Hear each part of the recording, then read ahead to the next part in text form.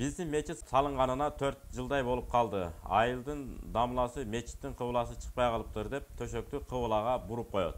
Элдер келип, ниет туура болсо болду да деп төшөктү кайра кыбылада түзөп коюшат.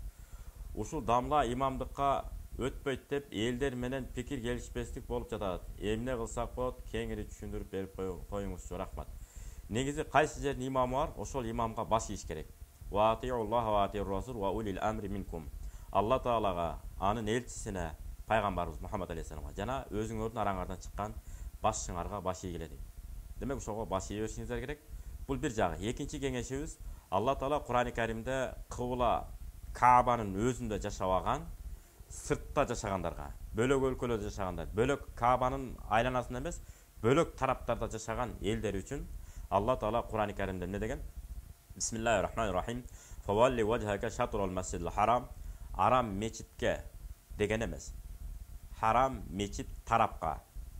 Кааба тарапка деген. Каабага деген эмес. Кааба тарапка карап намаз окугула. Так өзүң карап окуу бул шарт эмес. Кыбыла тарапка карап калса болду. Ошондуктан эң негизги кыбыла тарапка бурулуп турабы?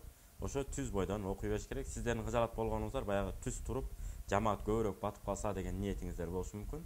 Эгерде кыбыла тарапта болгон болсо, ошол менен окуй бериш керек. Муну деле чырга айландырбай, акырын, даанышмандык менен, акылдуулук менен секин чечип алса болот, буюрса.